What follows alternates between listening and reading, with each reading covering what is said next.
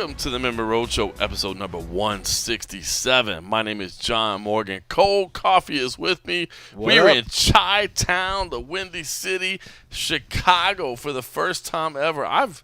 This is ridiculous. I've never been in Chicago. Believe it or not. That's crazy. For all these years of Dan Stupp living close by, of Matt Erickson living close by, I have never covered an event in Chicago, and now I'm here for UFC 225. Whittaker versus Romero 2. And I should say, even at this late hour, I won't reveal how late the hour is because it's pretty late. It's pretty late, and we got weigh-ins to be in, and like literally we're gonna be hard pressed to finish the podcast in time so that we can get to the weigh-ins because that's how hardcore we are. We're gonna cut it short. But Jose Youngs is here from Fansided. What's up, guys? Dude, the man that knows how to control Mother Earth. Oh, man, that's the last time we really did one of these. That is the last time we did one of these. I forgot Mother Earth's ride through the galaxy. Mother Earth is us. Mother Earth bringing us through the vortex of life, a.k.a. Glendale the Phoenix. That was crazy, man, but I'm glad we're all back together. And I should say, it is very late this night, but it was a cool night, right? I mean, we had a really cool night.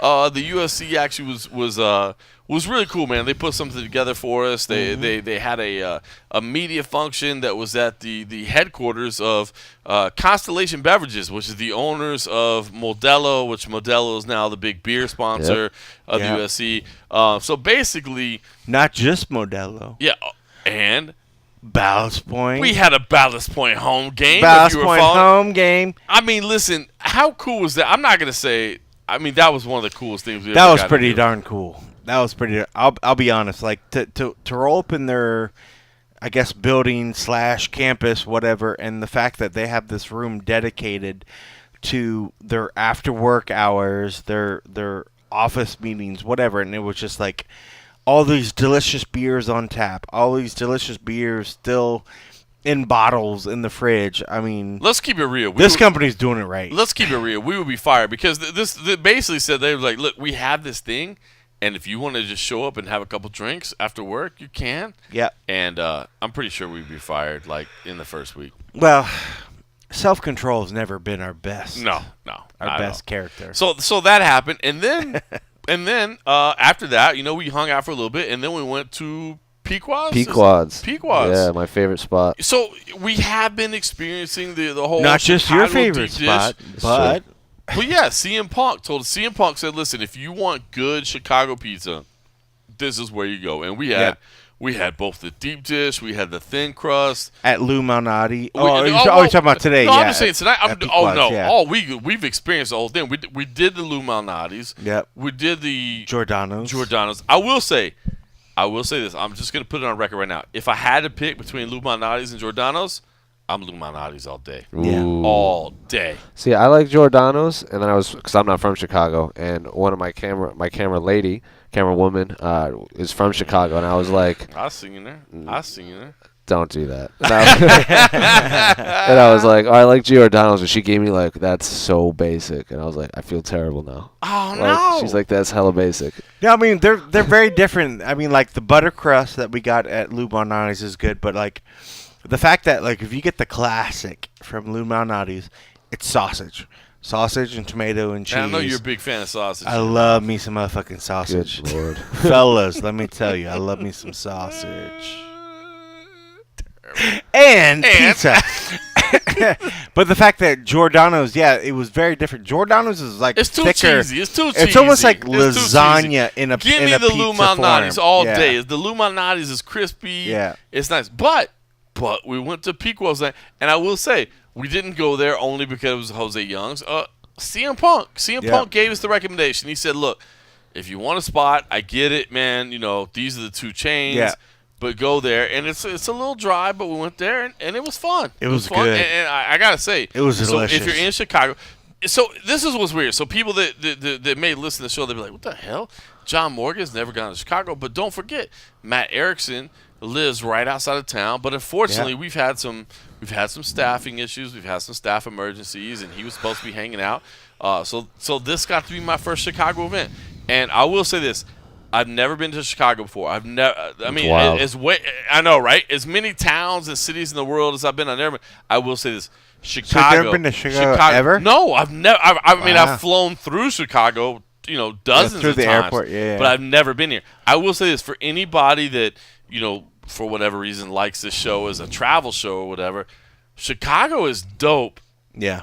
In the summer. Chicago's a beautiful spot. In the summer. In the summer. I know you guys have been here in the winter. I know Cole Coffee has been here in times where like his camera equipment is like freezing up. It doesn't work. But I will say, during the summertime, man, this downtown area, there's so many bars and restaurants, and like people are just walking around, and the river's coming through here and whatever. I mean, I'm just saying, in the summertime, and again, this is my first time here, and I've never been here during the wintertime, but I am telling you, this is a dope-ass town to just go hang out and have a good time in. Yeah, Chicago, when it's like 80-some degrees or whatever it's been lately, is a whole lot different than Chicago when it's like 20 or 30 degrees. Yeah, I mean, everybody's outside, everybody's smiling, they're having a good time. But, yeah, with that whole lakefront effect, and when it gets near and it's winter, it is so cold and brutal. I mean, it's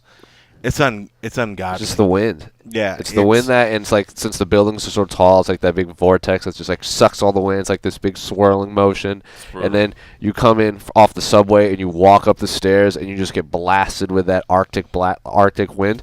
But in the summer, I know there's an app. It's called like Chicago Parks or Park Chicago. It basically gives you a map of all the outdoor festivals in Chicago, and it's like there's one every day. In some part of Chicago, there's some festival, and it's awesome. I believe it. Awesome. Even the guy that was driving us home tonight was like, "Oh yeah, there's a blues festival weekend with this and this and this is going on." I mean, like, this is a hopping town. I mean, like, Chicago is legit. Much respect a to lively Chicago. town. Much respect to Chicago. It's what. All right, so listen, we're here for UFC 225, Whittaker versus Romero 2.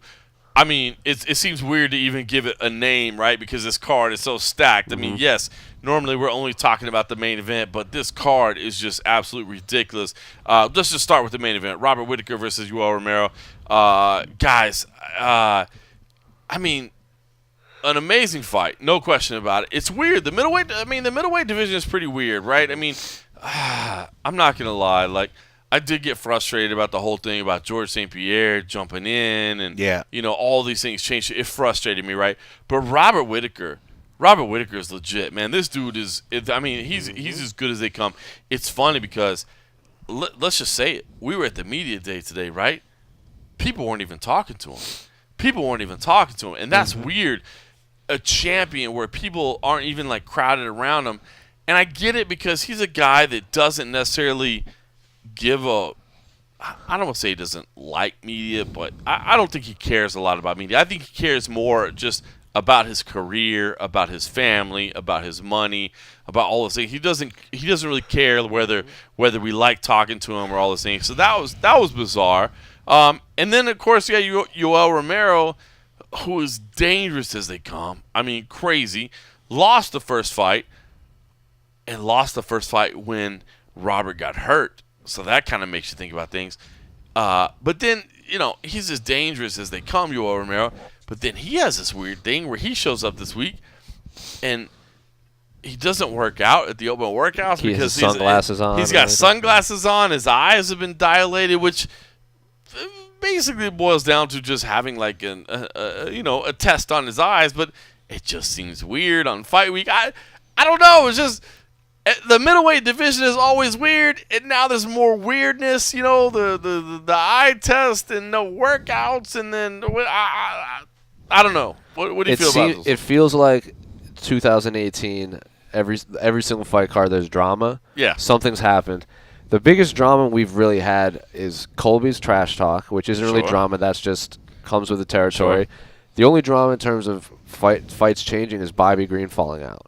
But when I talked to Clay Guida earlier in the week, he's like, was anyone really surprised? I mean, he's fallen out of a few fights. I mean, Bobby Yellow, as he calls him. He called him Bobby Yellow. So he's like, Bobby Yellow, you're a coward, not a true fighter, all that stuff. But I mean, I was more bummed. I don't want to say I wasn't surprised because that kind of paints Bobby Green in a negative light. But it's when Bobby falls off, you're not like, oh man, that sucks, because you're you're used to it, I want to say.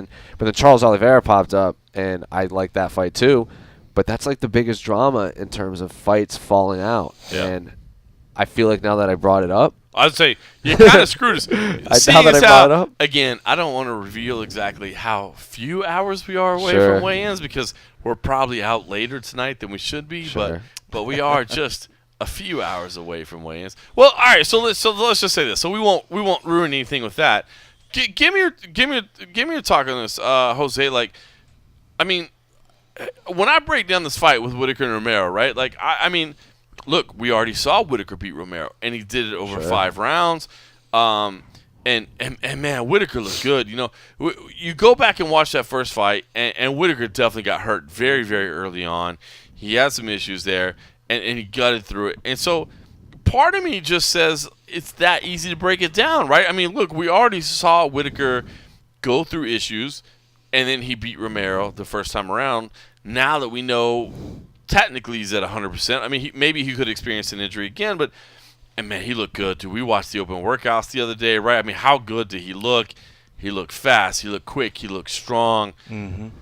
We didn't get to see Romero work out because of the dilation of his eyes. So we didn't get to see him, and I always like to see Romero work out because he's such a beast of a man. It was funny because I asked Whittaker. I said, listen, I mean, you've had a chance to be in there with 25 minutes with this guy, right? He has this weird timing. He gets very slow, very reserved, and all of a sudden he explodes and he comes out of this weird thing, and do you understand that timing more now that you've been in there for 25 minutes? He said, no, I really don't. You know what I mean? I mean, this dude is still a beast of a man, and I kind of respect. I mean, I respect that attitude. Just say like, yeah, I beat him. Yeah, I went through an injury. Yeah, I did all this, but I'm not taking away from that. That dude is a beast of a man. I mean, I don't know. How do you break this down? Because when I look at this fight, I think we're going to see what we saw the first time around. I really do. That's the way I break it down. But Romero is one of those guys that I just don't know. I just don't know how you handicap him because he is literally one of 1,000 or whatever. I mean, he's so unique in the way that he fights. Yeah, and I mean, when Romero bounced back against Luke Rockhold, like, yeah, he missed weight, but yeah, it was short notice, had to fly like 20 hours and cutting weight in the air. His striking looked a lot better than we'd ever seen even against, like, Luke Rockhold's the biggest thing is he's a great striker, great grappler. Probably wasn't going to try and grapple Romero's Olympic silver medals in wrestling, but I don't know what you remember about that fight, but for me, it's that way Romero, like, cut through Rockhold's attack, his stand-up, where he'd basically do the Mayweather thing where he'd put his hands, like his fists, like on his temples and then just shove his forehead into Luke Rockhold's chest and just not finagle his way through defense, just like bulldoze through Luke Rockhold's attack. And I'm not comparing Rockhold to Whittaker. Rockhold utilizes a lot more kicks, and Whittaker usually sets up that one kick with his angles, with his fist, but that's a weird defensive tactic you don't see in MMA, and I think Romero's built, his body and build is perfect for that, where he has such wide shoulders. He's not tall, so most fighters are punching down, and he's covered up like this, and then when he gets in front of you, he can either just blast you like he did to Rockhold, or he can just throw you on the ground. And like you said, Whittaker, when I talked to him, he's like, I'm not looking forward to this fight. The first time I fought was uncomfortable and annoying. He's like, fighting Uol Romero is annoying, and he's probably going to fight him for 50 minutes straight. Yep. The last time we saw that happen for a champion was Johnny Hendricks when he fought Robbie Lawler back-to-back, because Johnny got hurt the first one, and then came back and lost. So that's the only real thing we have to base it on him. It is weird. Cole Coffey, what do you think? I mean, it's kind of funny to break down a fight where I wouldn't say you just saw the guy beat him, but the last time Whittaker was out there, we saw him beat Romero. But, as Jose said, I mean, to beat that guy, 10 rounds in a row seems really difficult. And I mean, dude, Romero is so dangerous. Yeah. I'm torn on this because I feel like the more time you're in there with Romero, the more you get used to him. Like, I do believe those 5 rounds are going to be valuable, even if Whittaker was hurt, and that's why I picked Whittaker. I did pick Whittaker. But, dude, Romero is so dangerous, man. He is scary as hell. So, what's your feel on this as you look at this fight? Are we seeing what we saw before? I mean, I'm still leaning to what I learned after other fights where I still don't want to bet against Robert Whittaker. But it's funny going back when this fight was leading up and watching the past fight. I forgot how much Uol was very effective in getting Robert down to the ground. Robert popped back up, but Uol took him down a decent amount of times and did some damage with his hands. Where memory kind of plays a funny trick on you after a while. You know how the outcome is, and then your mind, you're like, oh, okay, Robert won. I'm pretty sure he was dominant that whole fight. And that's not the case. Uol had absolutely not. Uol had his moments in that fight and very clearly could have pulled out that fight. So if it stays how that fight was and we see another repeat, from what I can remember, it was a very close, very tense fight watching it.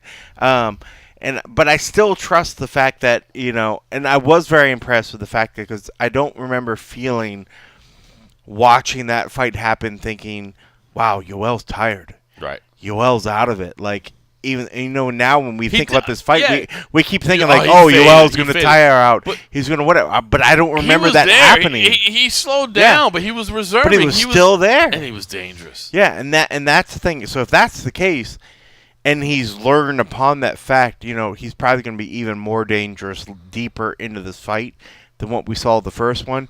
But it's not enough to still sway me, and part of that's just me being silly. The fact that I decided when I've seen Robert pull these fights out that at this point, so good. I just don't want to bet against him right now. So, dude, he's so good. Watching that open workout the other day, and we got the whole open workout. He did a legit workout, so I respect that. Oh my God, dude. Yeah. Just the way he moves, his speed is. It looks nice. It looks nice. Yeah, and he was very evasive. That was the biggest thing that I took away from that open workout was, as they were, training. It wasn't about hitting the mitts and really showing his hand speed.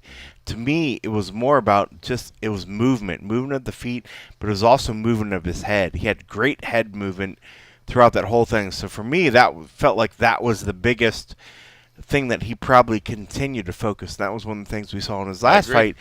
He has great head movement. It's worth watching that footage. We have it all on YouTube. I agree. He has really, really good head movement, and I think in a case like this, when you have a guy that has a lot of power like Uol does, not moving your head and moving your head is a difference whether you're going to go out in the first or whether you're going to actually make it into the later rounds. So, seeing that good head movement that he have, I'm confident he's been doing work.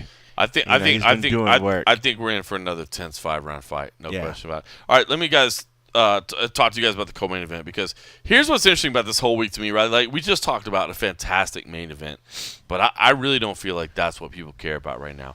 And that's what's interesting to me, because I think what people care about right now is twofold. Colby Covington and CM Punk. And our web traffic shows it. Jose, I'm sure you can probably. I'm just guessing that yours probably shows the same, right? Yep. It's Colby Covington and CM Punk, and everybody. If you look at social media, if you look at the hardcore, MMA journalists or whatever, they're like, I don't care about Colby Covington. I don't care about CM Punk. But this whole week, it's not about this incredibly intriguing middleweight title fight between Robert Whittaker and Uol Romero. It's more about Colby Covington and CM Punk. So let's start with Colby Covington and Rafael dos Anjos. I love this fight. So much. I was about to say, let me take a deep breath. Man, I love this fight a lot. And I know people aren't fans of Colby Covington, and I get it. And people don't like his trash talk, and it's crazy, man. It's over the top, and you start bringing Trump into it and Snowflake and all that. I get that. I will say, we were having a discussion earlier, and I will say I'm still on the fence a little bit, right? I will say this. I'm still on the fence a little bit. When he calls Brazilians dirty animals. Filthy animals. Okay, listen. I've been to Brazil 29 times. I love Brazil, man. I really do. I love Brazil. Rio de Janeiro, one of my favorite cities in the world, man. See, I even threw Rio. I was even trying to be respectful. That's legit. I love it. I didn't get robbed there, so maybe that's why I didn't like. But I love it. But I will say this, earlier tonight we saw the Vegas Golden Knights lose R.I.P. And it sucked. It hurt. It hurt. It did. Yeah, Fuck you, Washington. Because, I've been a lifelong fan. I mean, as long as the Vegas Golden Knights have been Me around. too, since as long as they've been around. Yeah. But it's weird. So, you see the people in Washington celebrating on the street, and of course they celebrate on the street. Of course they should. That's their team. Yeah. So if you look at the fans of Washington on the street and you're like, filthy animals. Yeah. It sounds stupid, right? Like, it sounds stupid. Nobody would say, you're a racist. You're horrible. I can't believe you're saying this. It's kind of dumb that you're even saying it. But so that's where I get, because I get why people hate Colby Covington. I get it, man. I get it why they hate the trash talk. And again, the snowflake and the Donald Trump and all this. But, he does say, look, I walk right up to the line. I don't know. I'm back and forth. I guess part of it is that, like, I've liked Colby Covington. I've liked him as a fighter. I've liked him as a fighter. I believe he is way more skilled than people give him credit for. I think his wrestling is top notch. I think his scrambling game is ridiculous, dude. If you go back and watch his tape, man, he gets in bad position and gets out of them with incredible quickness. His striking game, of course, at least something to be. But I don't know. People hate him so much, and I'm 50-50 because I get why they hate him. I totally get why they hate him. But I don't know if they're entirely justified. So let's just start there. Before we break down the fight, let me ask you, Jose, because you don't work for MMA Junkie. We don't get to talk to you on a daily basis. I mean, I get why people hate him. But I mean, is he totally ridiculous? Like, does he not deserve some respect at all? Because maybe he talked himself into this title shot. But so what if he did? The guy's trying to make money. I think he did talk himself into the title shot, but I don't say that as a bad thing. Like, at the end of the day, title shot. Like, if he beats Rafael dos Anjos, what are we gonna say? Like, I mean, I guess he deserved it. I mean, he backed up it like Conor McGregor. His big thing is like, he talks himself into a fight against Jose Aldo, and then what happened? 13 seconds later, what is anyone saying to Conor McGregor? Right. The thing with Colby is, outside of fighting, he's embraced the bad guy role in a lot of other aspects. Like, he tweeted the full spoilers to Star Wars. Like, he's tweeting the spoilers to the Marvel event. Exactly. So it's like he knows what he's doing. It's not like he's talking trash to Rafael dos Anjos and calling everyone snowflakes and calling everyone pencil neck geeks eating Cheetos, and like, he's taking pictures with these porn stars on Twitter. Like, there was like someone asked him about like Amanda Nunes like got upset what he said about Brazil, and then he talked about Nina Ansaroff, and he talked about Tisha Torres and Raquel Pennington. Like, these are his teammates. He knows what he's doing. Like, he does, and he's saying things that I think are just shockingly offensive to a lot of people that don't even, like, we know Colby's doing it because of fighting. If you don't like fighting and you just see this guy spoiling Star Wars, talking bad about his teammates and doing all this stuff, like, that's a bad dude. Like, it's not selling a fight. It's just a bad dude. We know what he's doing. I think a lot of the world doesn't know what he's doing. But, dude, here's the thing is that, like, it's so weird because I consider myself like a purist in some degrees. Sure. Like, I love the sport, right? I love the sport. But the bottom line is, I look at our traffic this week. I totally get it. It's Colby Covington and it's CM Punk. I totally get it. The two people that everybody says don't belong. Dude, if Demetrius Johnson was fighting this week, would he be getting the traffic of this? No. And the only traffic he would get is us asking Colby Covington about Demetrius Johnson. Right? I mean, that's it. That's it. So, I mean, like, dude, it's such a double-edged sword to me because I hate it, man. I want this thing to be about the sport, man. I want this thing to be about I love the competition aspect of MMA. I love it. But you know what, man? To go into an open workout session and to have a whole crowd of people cussing and yelling and chanting and screaming, I know that may be weird, but that's something. That's what you need. You need something, right? I mean, he's staying at a different hotel. Like, he's like, I'm staying in a different hotel. I have my own security. They're never going to let me fight in Brazil. Like, the favela hitmen have a hit on me. Like, Colby is saying everything so confidently that you have to believe him. Like, and he even came up in his scrum where he trained with Chael Sonnen, and he saw what Chael did. Like, Chael said, like, I fought Yushin Okami, and Yushin Okami was number 2 in the world at the time, and he was on the prelims. And Chael was like, this is an insult, and took it upon himself to become the draw. Whether he won or lost, you were going to pay to see Chael Sonnen fight, and that's still the case where he's headlining fights, and he's now talked himself into a fight with Fedor pretty much. Like, he's the only one who's fought Fedor, John Jones, and Anderson Silva, and he pretty much got there with his mouth. Like, there's no way he could earn that shot against John Jones. And he got a lot of paychecks along the way. Colby's taking aspects of Conor and Chael. It's all working. Right, Cole Coffey, you've spent a lot of time around both these guys. You can't disrespect who Colby Covington is as a fighter. I mean, if you really watch the sport, you have to see, yes, he has earned his way there. Now, the discussion part of it definitely helped him. But what do you think about this fight? I mean, I don't think Rafael dos Anjos is bothered at all. Like, he isn't. You talk about Conor McGregor. I mean, Conor McGregor has gotten under people's skin. Conor McGregor was under Jose Aldo's skin, no question about it, man. He bothered him. I don't think RDA is bothered at all. So what do you think? I don't. When I break down these two guys and I look at them, I don't think the mind game has had the effect that it maybe had in other situations. Yeah. But what do you also think about that fight? Did you ever switch your pick, by the way? Did you leave it as mistake that you made? All right. So we're just you gonna throw it out there. Well, So all right, let's just throw it already out there. Let's throw it out there. No, let's throw it out there. I meant to pick Rafael dos Anjos, but I think it was almost subconsciously. Because I was talking so much about it. I turned in my pick as Colby Covington. So when you look at our stat picks, I picked Colby Covington.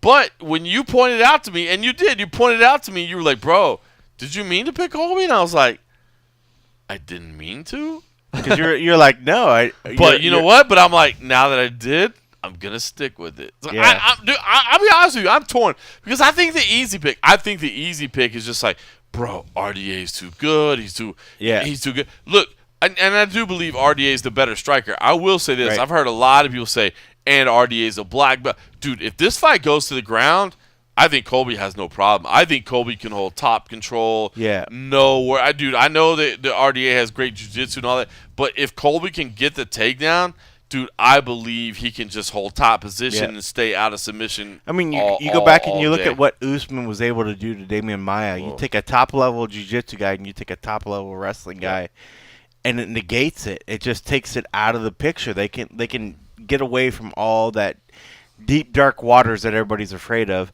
And, when it comes to this one, the only thing that's different and that's, like, interesting about this that makes me doubt, I as well picked Colby, and part of it was just, part of it was when I decided before I really understood that it was an interim belt. I felt that Colby has a way of getting underneath guys' skins.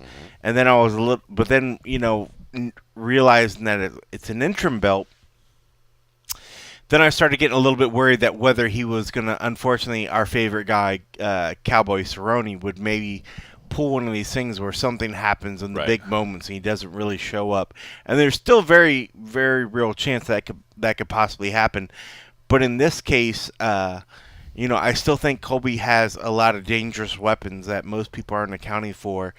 And I kind of assumed that we wouldn't really see the RDA that has shown up in the past and is such a dominant force. But this week and even today, at the face-offs that they did at the media day, the thing that really sunk into me, which kind of made me almost doubt my pick, is the fact that RDA hasn't said a word. Not a word. He's not getting emotional about it. This emotion. And that's the thing where I'm like, oh shit, maybe I'm wrong. Maybe I'm wrong. My pick. Colby's bigger. Colby, and that's what I think. Colby's a better wrestler. I think people forget Colby when you see him on his own, and you think of in the back of your head like RDA. RDA has come in at different sizes, and he looks like a decently sized guy. Colby, when you look at him, you don't see him next to somebody else. He kind of almost has an undersized look to him. Yep. But when they are side by side today, he looked big. Yep. He was the bigger of the two. And but the thing that still got me, Colby was just chirping. he was chirping, and he was chirping enough that Dana stuck his hand in there, like, okay, this might pop off, and you could feel the tension, like. Yep. RDA was staring through his eyes and out the back of Colby's head, but he never said a word, and he's done that. He did that for Connor. He did that for a lot of the guys that he's fought. He's chirped back, and I don't know if this is just a matter of him, but that could be twofold. One, you can think that, okay, he's not getting emotional, he's learned something about it, or he's steaming so much about this guy that he doesn't want to just release this tirade of words. Like, in his mind, he's thinking, like, hold it together. I'm just going to pound this dude on fight night.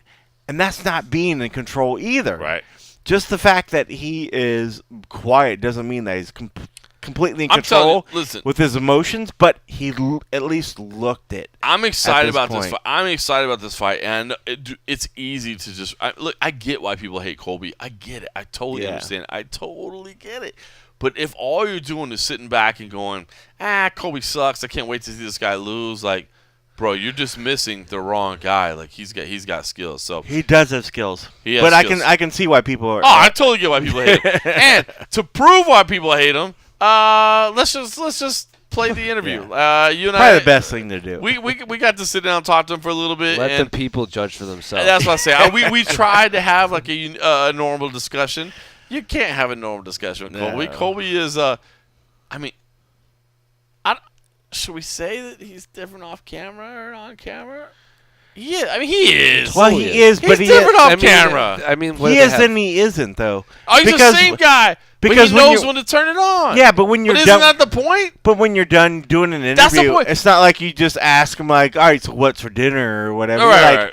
So he, we got off camera and he's polite and he's whatever, but it's not like you're having to. Like, we didn't. It's not like he goes, oh, by the way, I'm so scared because this dude's going to kill me. Yeah, Right. It's not like he turns the actor off. I mean, like, he's just very quiet.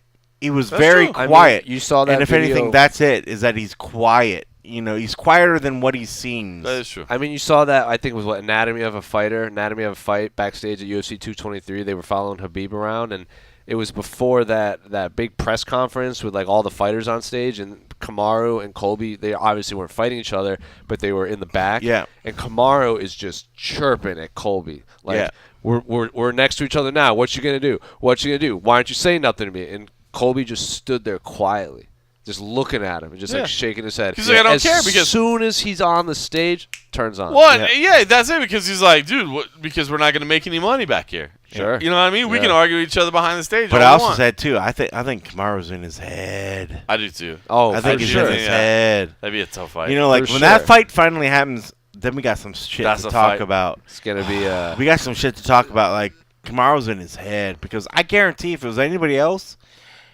he would still chirp a little bit. He was still chirping a little bit, but It's he different realized that Kamaru can literally negate his ground game. But I'm so intrigued Then it by this becomes fight a because striking everybody hates Colby so much that all they want to do is just be like, this fight doesn't matter.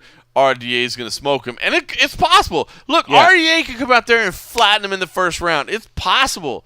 But I'm telling you, if you're sitting back going like, this fight is stupid and nobody cares, first of all, that crowd that was cussing and yelling and chanting, they show that Colby has done the right thing.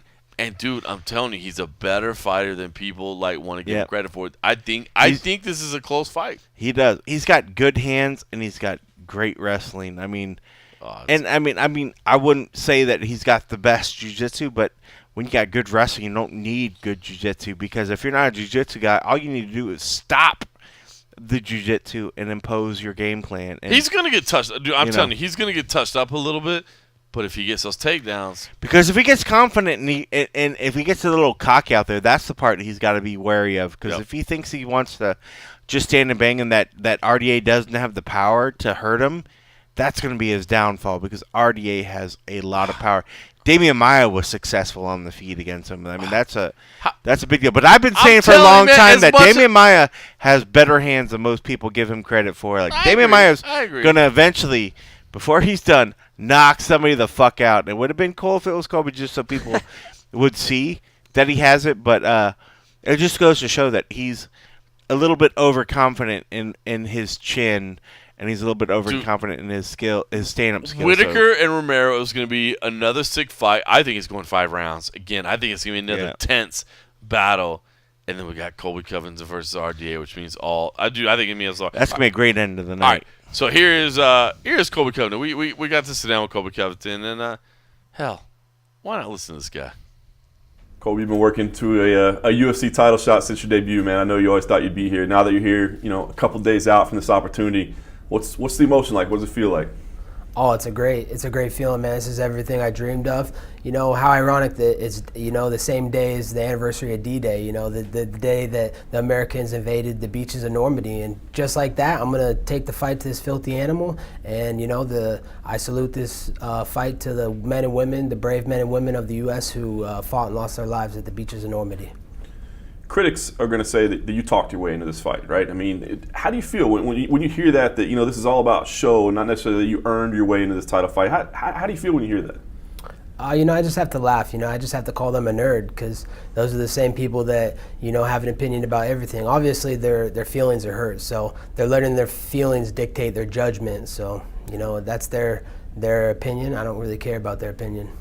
Your personality, though, probably did help. And you've got a nice winning streak. I mean, you've had the results, right? But the personality, the willingness to put yourself out there, I mean, that probably helped you a little bit as well, right? Maybe not. No way to tell. But I think after Saturday night, I think everybody's going to know that it was my fighting that did the talking. I was going to say, I mean, does that concern you at all that maybe people, when they talk about you, because when I hear people break you down, when I hear people talk about you, I don't hear anybody talking about your technique. I don't hear anybody talking about your style. I hear them talking about your mouth and your social media. Does that bug you? Do you feel like maybe people, haven't been giving you the respect that you deserve as an actual fighter? No, it doesn't bug me, man. I don't let anything get to me. I have no feelings, no emotions. So, you can say whatever you want to say to me. If you want to come over to @Colby Cov MMA, my Instagram page or Twitter page, you can say whatever you want. All these people are snowflakes. They're all these Cheeto-eating dorks that are in their mom's basements that have an opinion, and their opinion doesn't matter to me. So, whatever. We see a lot of hate. We see a lot of people, coming at you. Do you get many people on social media or in person or whatever that come up to you and say, "I love you, man. Like, you're my favorite fighter. I love what you're doing"?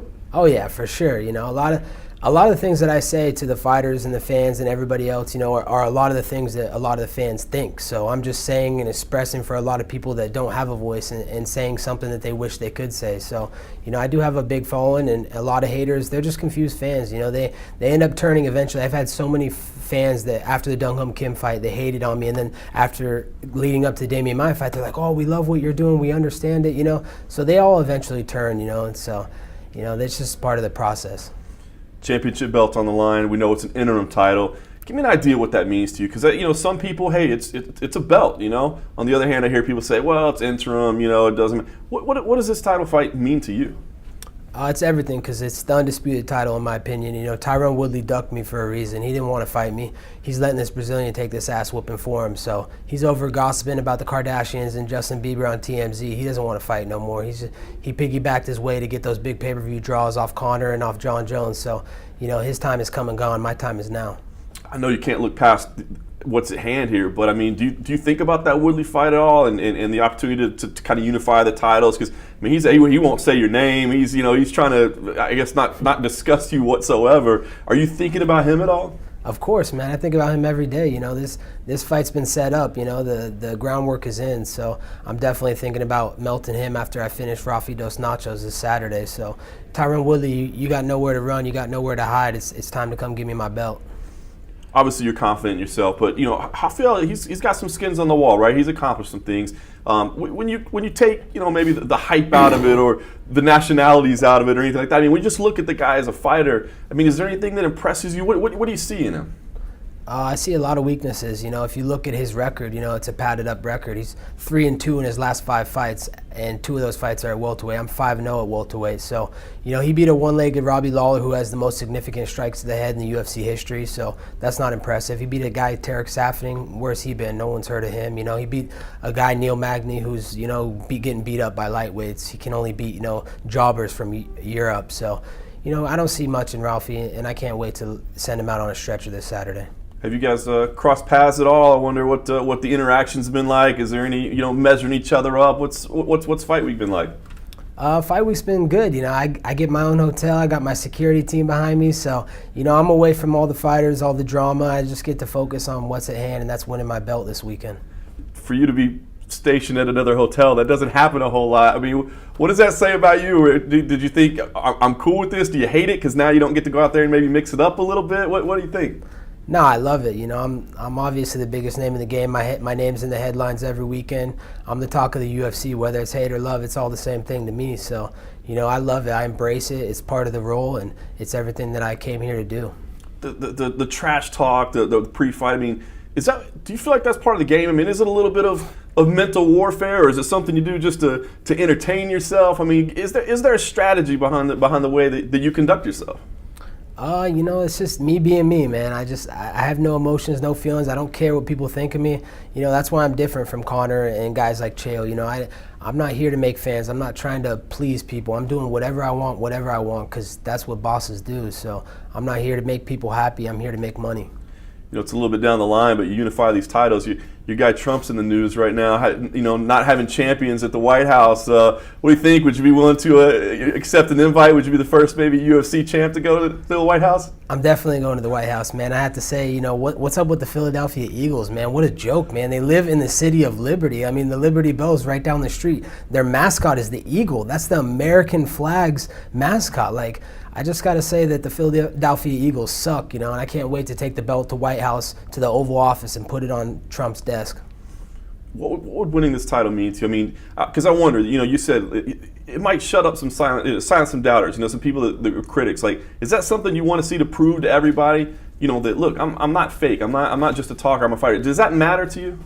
No, that doesn't matter to me. Everybody's going to have an opinion. That's just how the world works. And you see all the people that hated on Trump, and he's got his big following, And just like him, he was the underdog in his lead up to his campaign. And just like him, he didn't care. He grabbed the pussies by the horn, and he ruled. And that's what I'm going to do on Saturday. Nice. Well, I know you've been playing this fight out in your head. I mean, you've been working towards this moment for a long time. What do you think we see on Saturday? I mean, is this something where you go in there and dominate and shock the world? Do you feel like, you're going to have to go in there and be ready for a 5-round battle? I mean, how do you see this thing play out in your head? He's going to get finished on Saturday, and I see a dominating victory. I'm in the best shape of my life. I put in a lot of cardio rounds with the women in the bedroom, so I'm prepared to go 5 rounds. But if it doesn't go 5 rounds, I'm going to leave him in a pool full of blood, and he's going to be sent back to Rio de Janeiro because I'm going to have Trump have him deported.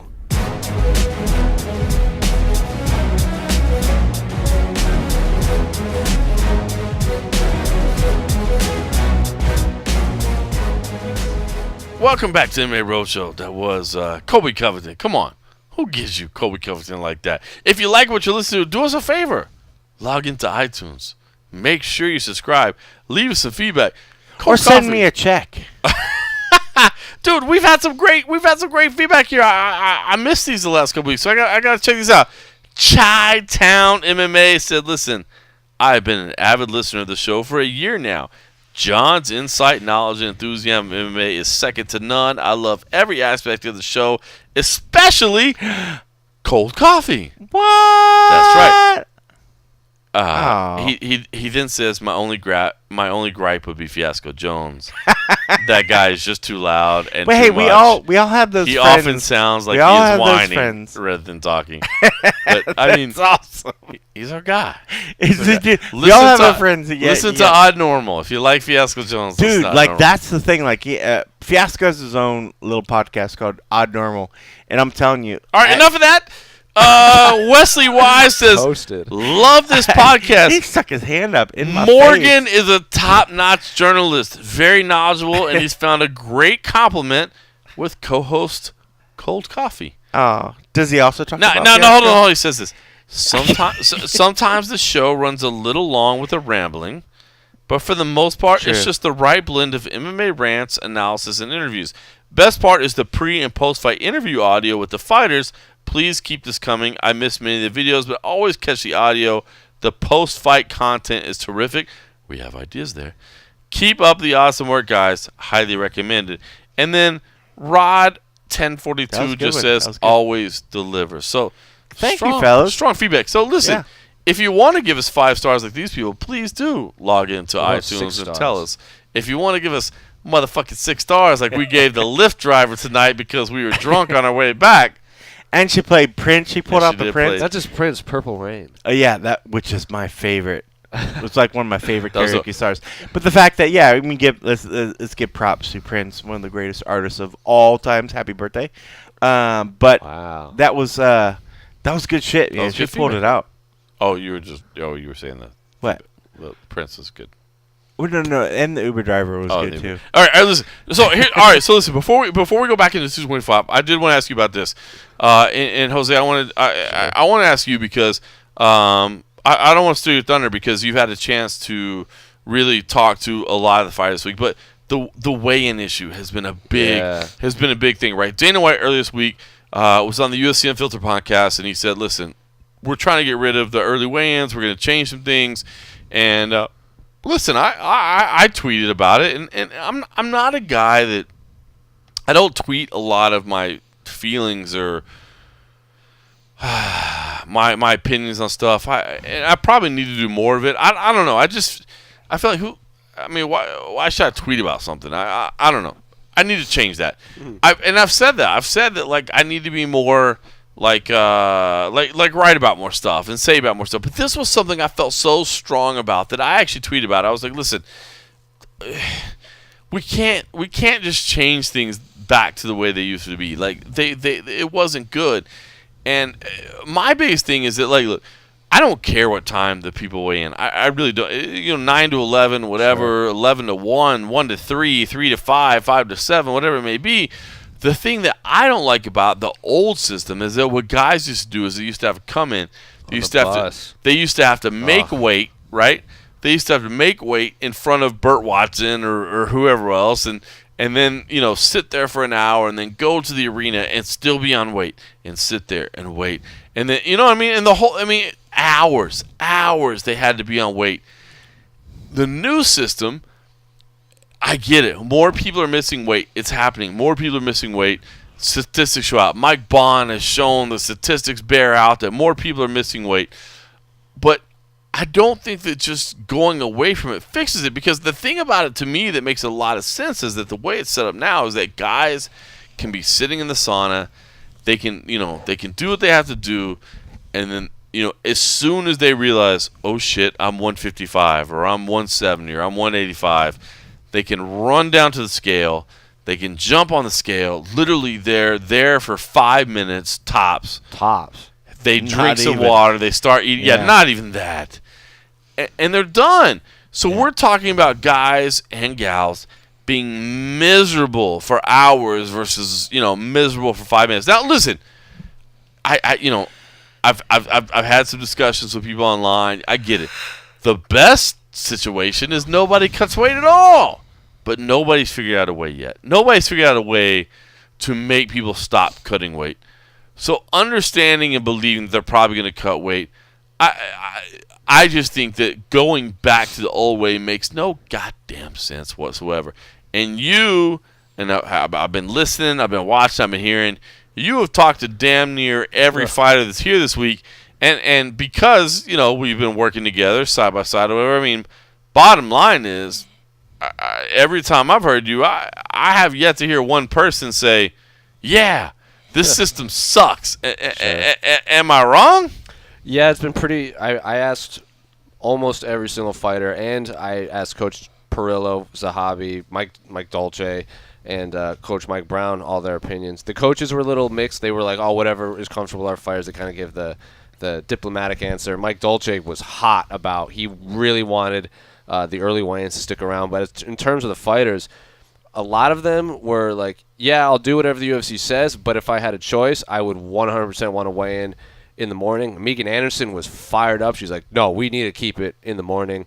Robert Whittaker surprisingly said he liked the old way because he doesn't cut a lot of weight to make 185, and his reasoning was he liked to see his opponent struggle on the scale. He liked to see the battle, and he liked to see him suffer so he can look in his eyes and go, "I'm healthier than you, and you missed weight, blah, blah, blah." Rafael Dos Anjos was similar. Like, he doesn't have to cut a lot of weight to 170, and he says he likes to cut weight in the morning and then weigh in, so he doesn't want to have to. Pretty much like he doesn't want to have to wake up earlier to cut weight.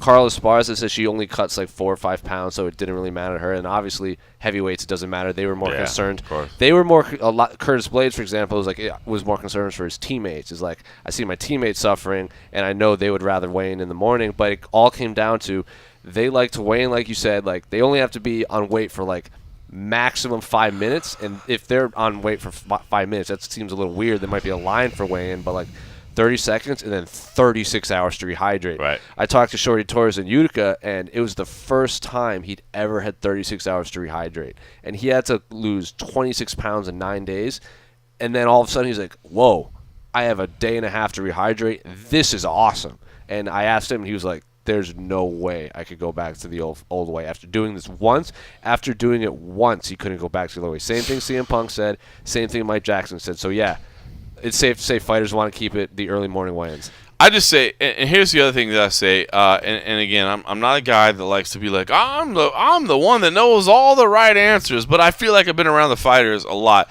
and I feel like there's no question about it. The morning weigh-ins are the way to go. But here's the other thing, too, is that, listen, if the UFC does end up making a decision like this, and they just change everything, It's crazy, and they don't have anything for the fighters. Listen, the fighter union thing, the Leslie Smith thing. Look, fighters, the TV deal's already done, right? Like, you're not getting any piece of that ESPN money. I'm sorry, it was too late. It's whatever. And it would be amazing for them to get that. And they should, man. They should be fighting for their money. But more than fighting for your money, it's fighting for stuff like this. rights, fighter rights. That's it, man. Don't let, an organizational person make a decision that involves me, that affects me, that doesn't allow me any way in what's to me like this is. I mean, This I know is where this. collective bargaining would have to come in. That's what I'm saying. This may sound stupid, but even more than how much money the fighters make, stuff like this. Stuff like this. Yep. When do I get to weigh in? When does my body have to be dehydrated? That's where I really want to have some say. You know what I mean? So, yeah, I don't know. I mean, to me, things like this are the moment that people need to realize that, yes, there has to be some type of organization. I get it, man. The financial battle and all that, I totally understand it. But to me, this is even worse than the financial battle. Like, dude, you're telling me when I have to be on weight, how I have to be on weight, and I'm telling you what makes me feel better and safer as a fighter. Safety is the biggest. And you're not listening to me. Safety, you got to. I mean, especially after that Darren Till video came out. Yeah, that was right? horrifying. The whole thing about the Darren Till video that's terrible is that's not even rare. No, It's just rare that it got published. it was, and one of the things I brought up to a lot of fighters was, I was surprised that this wasn't the norm, is when Wonder Boy was like, no, Darren can't blow up to 200. Right. I don't want to give him that advantage. He has to weigh in again on fight night. And a lot of the fighters were like, yeah, that makes a lot of sense, and I hope that becomes the norm now. Like, Yeah. if I don't want my opponent quitting with 2 pounds left knowing they can just blow up, no. If they quit at 2 pounds, they should have to weigh in again. And there was like, yeah, that makes a lot of sense. Why doesn't this happen more? And the fighters didn't have an answer. Hey, dude, I said from the very beginning, you got to put a weight limit. All right, let's go back to 225 real quick. Let's finish out the main card real quick. I mean, you mentioned Megan Anderson, Holly Holm. That is a big. I mean, literally, we could spend hours breaking down this card. I mean, every fight in this card is sick. But let's just round out the main card real quick. Megan Anderson, Holly Holm is big. Andre Arlovski, Tai Tuivasa is big. CM Punk, Mike Jackson is big in a weird way, right? I mean, not the same way, but Jose, let's start with you. I mean, out of those 3 fights, which one are you most looking forward to, or most feel kind of excited about? I'm big on the Megan Anderson fight. I like. Yep. Sorry.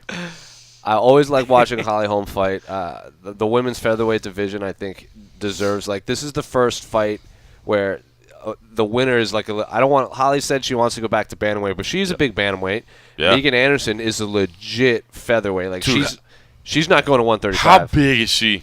I always forget how tall Big, and ripped, strong. She is a legit women's featherweight. She ain't going to 135. Hell no. I think Cole Coffey, when we actually sat down there earlier this week, didn't she say she walks around 175? She's 6 foot 170. Yeah. That's Yeah. bigger than me. and she's just ripped to shreds. Same as me. I mean, I'm 6'1", I'm 170. That's way barely bigger than over. me. I'm just barely over 170. Sure. And Cyborg herself said she's like, because she fought Tanya Evinger. That was a bantam. She was a bantamweight that went up.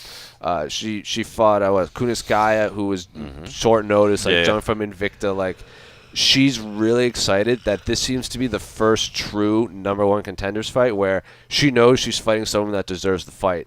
And Cyborg's down to fight anyone. And she also really wants the women's. She's worked really hard to get the women's featherweight division spotlighted in the UFC. And I kind of think that this is a payoff where, like, yeah, I'm the champion, and now we're getting a real #1 contender fight. It's a weird fight for me because I'll be honest with you. I mean, I am excited about this fight as well because it does make sense. It's kind of opening up the division a little bit. I do think it's a weird matchup because I think Megan Anderson, as big and strong and powerful as she is, I think she's going to have a little bit of trouble chasing Holly Holm around, man, that movement. And I do love Holly Holm this week. I love the scrum that she had the other day where she was talking about, listen, I didn't even bother studying Megan so much. I studied myself and the bad habits I have. And I'll be honest with you, I think those were the biggest issues that were on the table sometimes was the bad habits that Holly Holm has, the repetition that she has, the predictability that she has. But her movement and her athleticism, I think is going to prove problematic for Megan Anderson. But I do think this is a big fight. Cole Coffey, what about you? Out of those three last main card fights, man, which one are you most excited about? I'm definitely very excited about the Holly Holm and Anderson fight, just because I mean, I think it's interesting and it's exciting to see that division shaping up to actually have some real contenders to be a real division. You know, to be a real division, and I mean, and let's be honest, as a man, I mean, like they're studs. They're literally badass fighters, and they're super hot fighters as well. So I'm like, it's everything that's fun that a guy wants to watch in a fight. You got two hot chicks totally destroying each other out in the fight. High quality martial arts too. Yeah, that's I mean, like that's awesome. But also, I mean, like Arlovsky and Tuivasa, that's a fun one. I mean, like I think everybody's excited. I mean, like we don't even need to talk about the Punk Jackson in the sense that people want to watch the Circus Sideshow. They want to see whatever's going to happen. Like there's no need to even bring that in. But the fact that we've talked a little about Tuivasa and Arlovsky, whether Arlovsky's at the end, and here's this up and coming guy, and I had said earlier I'd pick Tuivasa, and I'm still sticking with it after talking with them both. But after talking to Andre, I mean, you just love that dude. I mean, like he was so exciting, and he's not feeling like he's anywhere near the end of his days fighting, and he feels that here's just another young guy that just needs to get taken out, and he believes he can do it, and that's great, and he has every bit of skill to do it. So out of those three fights, I think they're all very, very exciting. I'm probably most excited to see the Holm Anderson, but probably right after that the Arlovsky Tuivasa, but the Punk and Jackson, I mean, that could be great just because there's that what if factor, and just as much as you like to go see a circus or some weird art show, you go in hopes that you're going to see something that's going to surprise you. Right. That's what I'm hoping. Well, it's further proof that we should probably do more like pre-event or pre-show discussion about what my plan is for how we're going to lay out the show. You just said we don't need to care about Punk and Jackson. I want everybody to hear CM Punk. I listen. Okay, we're in Chicago. We're in the land of CM Punk. We went to Pequod's tonight because he told us to go. It was a great. I like CM Punk. I don't know. I'm going to be honest with you. I don't know shit about him as a wrestler. I've never seen him wrestle. I don't know a match. I've never seen anything. He actually ate Hulk Hogan. But he ate Hulk Hogan alive in a thing. Yeah, did he beat Andre the Giant? And he beat Andre the Giant. What about the Ultimate Fighter? Or the Ultimate Warrior? The Ultimate Warrior. The Ultimate beat Fighter. Him too. Just named two dead wrestlers. And the Iron Sheik. He could he beat those two dead men? No. All right, but no. Listen, I don't know anything about wrestling, but I'm telling you, I like this guy's attitude, man. I just love the way he approached the sport. I love the fact that he came in and said, listen, I don't know if I'm going to be good. I don't know if I'm going to be good or not. I'm going to try this. Fortunately, I'm wealthy. Fortunately, I have a huge social media following. A hot wife. And who's a New York Times bestseller, I might add. Is she really? Yeah. Right. Autobiography. For what? Her biography. She wrote like her story, like in the wrestling world and growing up. Like she's a big mental health advocate. I think she's like bipolar, or I don't. Really? I'm not. I don't know exactly what it is, but she's very big on advocating for mental health. Well, She's respect to that. And let's just say, So- I mean, if that is the truth, if that happens to be right, let's just throw it out. Dude, if you haven't seen Bipolar Rock and Roller from Mauro Ronaldo, oh my exactly. God, so good. I haven't, but I want to watch it. Oh, So- you haven't seen it? Oh, it's very Dude, good. it's so good. But anyway, I'm just saying, I like CM Punk, and I understand why people would hate him. I understand why people wouldn't like him. I like CM Punk, and I like. Well, there's no reason to hate him. But you're agreeing the fact that there's trolls that just want to hate against Of something course, that's I done get shit. that. Like, I mean, there's no reason. If you've never met this guy, there's no reason to fucking hate CM Punk. Phil Right. Brooks is like probably one of the nicest guys we've ever interviewed. It's He does everything right, and I can't find a UFC staffer that has had any bad dealings with him. He at even all. recommends the right pizza places. And he recommends a good pizza place. So, I mean, like, if you're hating on him, then you're just trolling to troll, because I've never heard or I've never seen him say a bad word that's pissed somebody off, and I've never heard of anybody saying he's done anything bad. So if you're trolling on him, Jose's holding back because over there. you're a troll. He wants to just unleash It's some. for the trolls that are constantly calling him out. It's because his character in wrestling was very curmudgeon-y. Like his gimmick that he lived was when say Brock Lesnar came in, or The Rock, or all these part-time wrestlers. So CM Punk holds the record for longest WWE title reign ever in the modern era. Right. He never headlined WrestleMania. He was never given an opportunity. During his 400+ day run, he rarely headlined pay-per-views. They would always stick him in the co-main event, and The Rock would come in, or they do a tag team, or they would always make Punk and his title second tier. And he was so bitter about all these part-timers would come in and take his spot. And now what's he doing? Now what is he doing to the eyes of the casual fans? He is what he hated, and people are using that against him. But at the same time, how much of that was his gimmick? How much of that was actually him? I mean, he himself said that his gimmick was pretty much him. His pipe bomb that he did, which was like a rocket in his ass and shot him to the moon, that was him talking off the cusp, and he aired out all his grievances. But at the same time, he said he didn't want to wrestle for the last 5 years of his WWE career. He was burnt out 5 years into his career, and he was doing it because he was good at it. He was getting paid to do it, and his friend he was just good at it. And so you just really have to wonder how much of that was just burnout, or how much of that he really felt. Like in his case, I watched some of his case. He was crying, and he's like, I don't even care about have any of the things I was complaining about 4 years ago.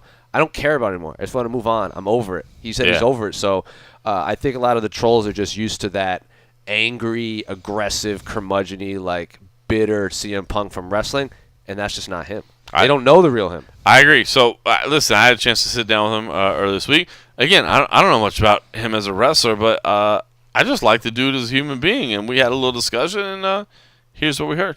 Well, Punk, here it is, the second fight week, second time around. I got to ask, what's the emotion like? What's the feeling like? How does it differ versus the huge build-up and all the uncertainty of the first time around? I'm just happy that I'm not in a courtroom right now. So I'm kind of numb to a lot of stuff, but it's exciting to be here.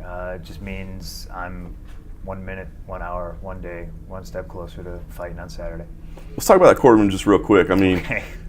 we have to. Well, I was just saying, just bizarre that you had to go through all this, right? I mean, the timing could not have been worse. Sure. How did that impact your final days of preparation? A very broad answer is it did and it didn't. I knew it was coming. They delayed it as long as they could because I think they knew. It was. I think the general consensus is, wow, this is really going to mess with him. Yeah, I'm a different breed, though. I was planning for it, and we worked around it, and all the hard work was done anyway. So, easy peasy. Very cool. It feels like a load off your shoulders now? It feels like more than a load off my shoulders. It still hasn't sunk in, and it probably won't for a while, but I'm happy it's over. Very cool. All right, let's talk about the fight. I mean, you came into this thing very realistic, right? You said, look, I don't know if I'm going to be any good or not, but I'm going to give it a shot. You get your first taste, it doesn't go your way. What drove you to do it again? I mean, was there any party that said, hey, I did it? You know what I mean? I accomplished the goal. It didn't work out, but I did it, and I'm done. How did you know, no, I got to do this again? I just think it was never about, oh, I just want to try it, the one time. I think it was about, if I'm going to try it, I'm going to try it. And that means you deal with the losses and you deal with the bad days as well as the good days.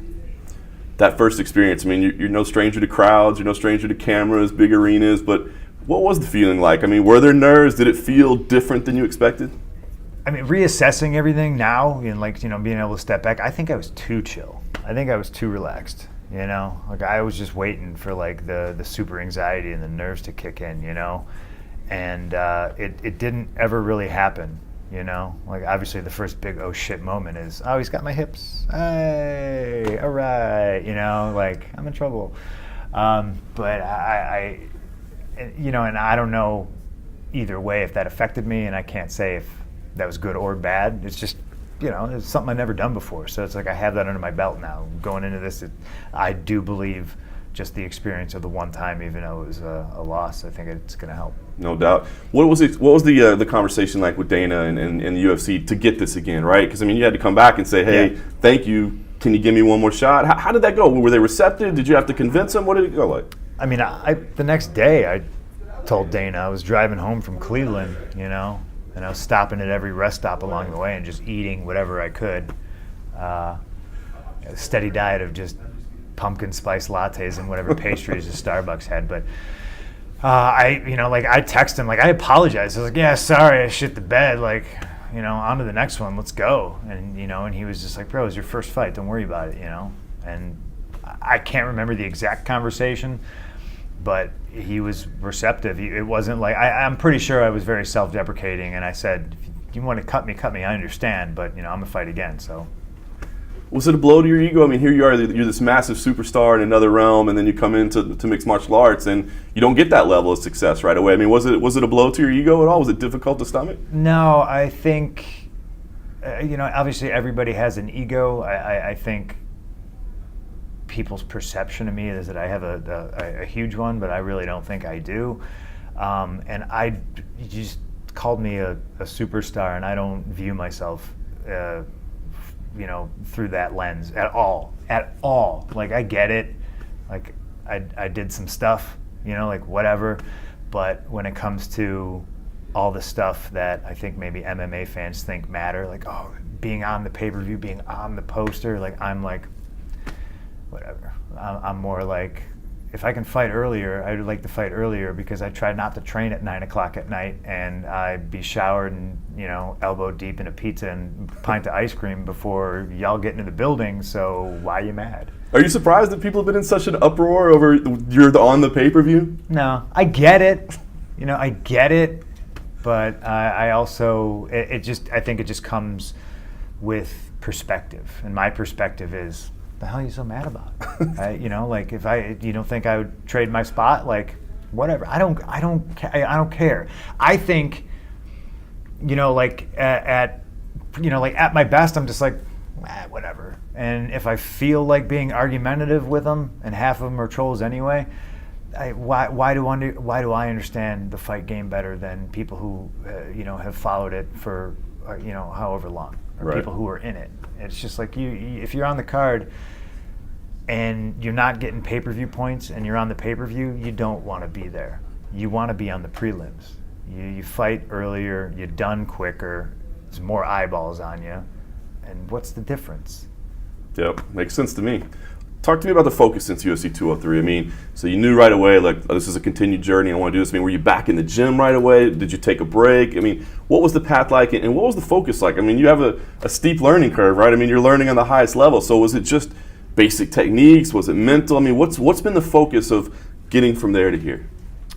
You talking about day after? Yeah, day after start the there. Loss?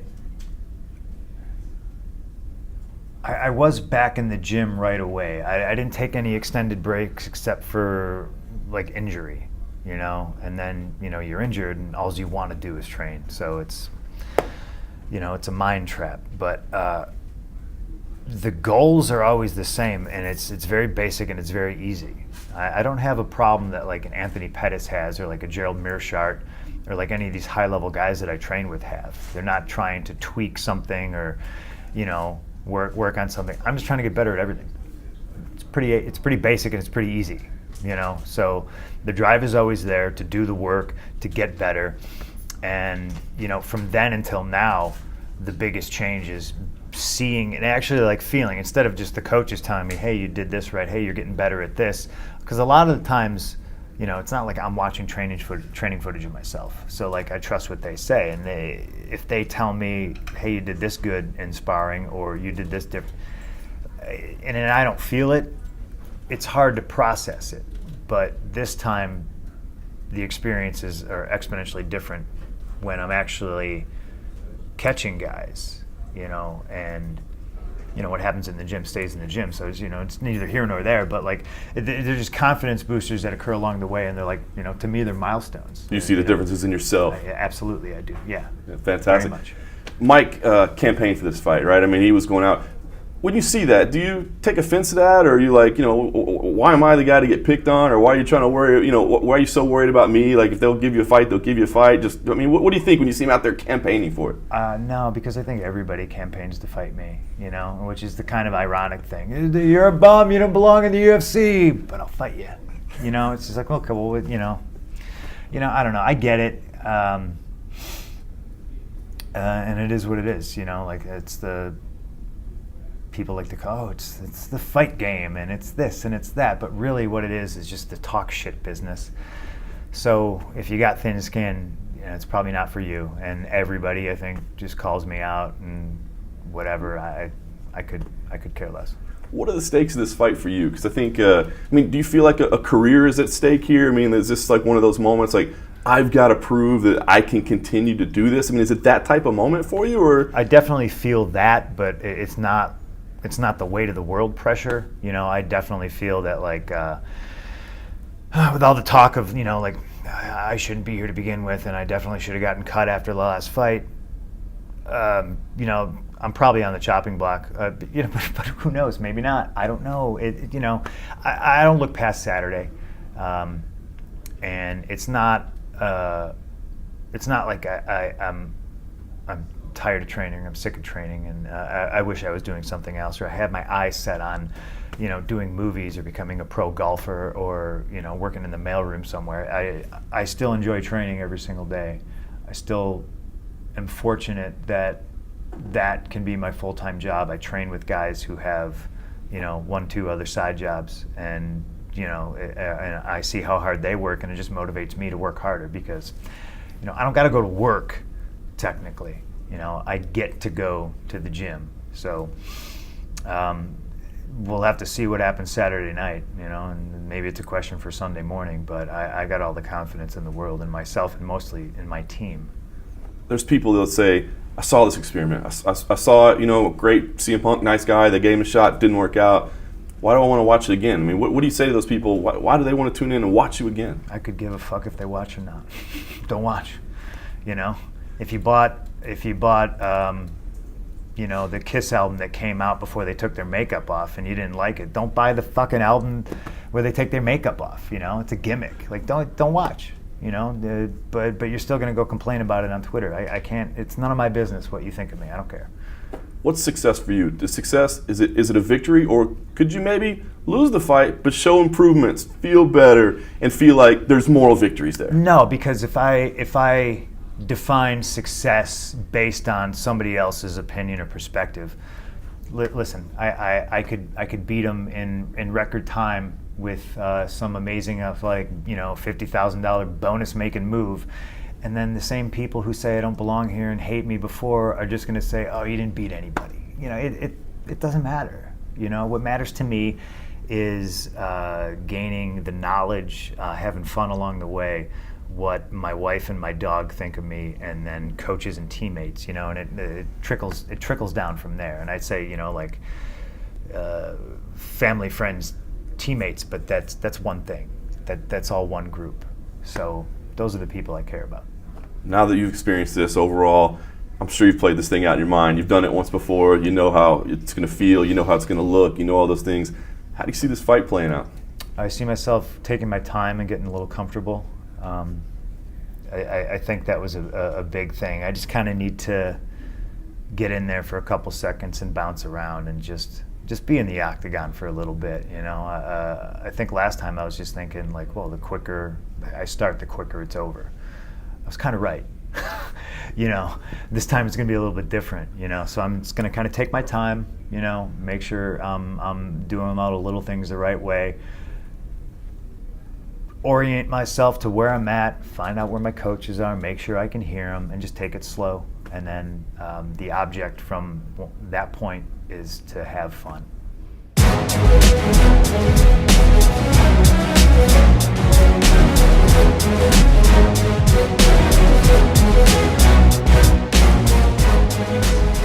Welcome back to the MMA Roadshow. That was CM Punk. In the meantime, Cole Coffey kind of took a little nap over there. My professional wrestling talk literally put him to It sleep. literally put me out. Again, I don't want to reveal what time it is, It's but fucking late.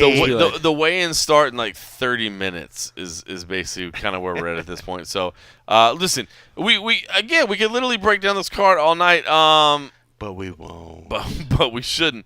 All right, let's just talk about it. You can just wake me up. All right. Megan Anderson? What? Huh? All right, listen. All right, dude, I'll run through this lineup. This lineup is sick. Curtis Blades, Alistair Overeem, Carlos Esparza, Claudia Gadelha, Mirsad Bektic versus. Wait, by the way, the mustache. Oh my God, it was glorious. The glorious mustache. Threw that me Mirsad off at Bektic first. threw off. Threw me off. I was Put like, in our who friend is that? Casey. That to was shame. strong. I look. I know that Mike Dolce always loves showing Mirsad Bektic's weight cuts, but dude, you roll in with a mustache like that. That's strong. Rashad Coulter versus Chris De La Rocha. Love me some Rashad Coulter, of course. That's Dallas' own. Of course, I always support Dallas. I will say, is it secret knowledge that he was like having some Chicago deep dash? I mean, I guess you're a heavyweight. If you're a heavyweight, you get to do what By you do, far, right? one of the No, most because interesting even when interviews you I look had. on his I look. Oh, he posted it publicly. No. When I look on the UFC site, Yeah. last time he weighed in, I think it carries the last time he weighed in. Yeah. He was 245. Oh, of course, yeah. He doesn't have to cut weight. Yeah. So, But it's just I mean, funny. like, It's just funny to see a fighter. I mean, he only had like one piece, and then he had salad. But it is Yeah. funny to see like fight we could do to eating pizza. Rashad Evans versus Anthony Smith. Oh my God. Dude, Rashad Evans was amazing today. Go check that on YouTube. I would probably play that audio here, except that I know it would never make it there because Cole Coffey has fallen asleep over there. Anthony Smith, I love Anthony Smith. I've told the story a million times. Met him years and years ago at an airport. He was in like a 4-fight losing streak, and he was like, I'm going to be in the UFC. And I was like, Sure, dude. no, you're not. And then he did, dude. He's Now a he's beast. not I just love in the that. UFC fighting Rashad Evans. It's crazy. Joseph Benavidez, Sergio Pettis, Clay Guida, Charles Oliveira. That's a ridiculous fight. Not Clay Guida versus Bobby Yellow. Bobby Yellow. Clay Guida has been talking some shit about Bobby Green. And then Dan Idge versus Mike Santiago. I mean, dude, this whole card is loaded. I'll just ask you, Jose, real quick. Out of all those, I know those were a ton of fights. Any story, any person, any fight itself that you're like most stoked about watching? I am very excited for Curtis Blade, Alistair Overeem. I know that's like the easy pick, but I think it's very fascinating that this is Curtis Blade's second straight former K1 champion he's fought. Like, he ragdolled Mark Hunt, and now he's fighting Overeem. He's only 27, and I asked him this, like, he's 20, like he's so young. He's the same age as me. And the heavyweight division's knock is like it's the oldest division. Mm-hmm. It's stagnant. It's like the same 5 fighters. Daniel Cormier is on the verge of retiring. If he wins the belt and retires in a year, that division is wide open. Yep. 27-year-old Curtis Blades beat Alistair Overeem. That's new blood. That is everyone goes, Francis is a new up-and-coming fighter. He's not the youngest guy. Stipe's like mid-30s, not the youngest guy. Curtis Blades 27. Alistair Overeem had 46 fights before Curtis Blades even had his first. That's great. This is a fascinating matchup. And dude, and when you just talk about the heavyweight division, when we talk about Arlovsky and Tuivasa, Yeah, I was and gonna then say that that fight too. as well. I mean, that's two. And it's so, dude. I love Arlovsky. I love Overeem, man. Those dudes have been around forever, but man, that's the ruthlessness of this game, right? At some point, the young bucks start taking over. And all right, don't start. Sure. I know young bucks sounds like wrestling. Shut the fuck up. I wasn't even gonna Is say that that. a wrestling thing? Hey, John, are you all in? I'm not all in. Oh man, You can ask me a question about hockey. Cool Coffee. We talked about a lot of fights there, man. I mean, dude, again, we could sit here and talk for hours about this, except that you have to edit this, and you were already falling asleep.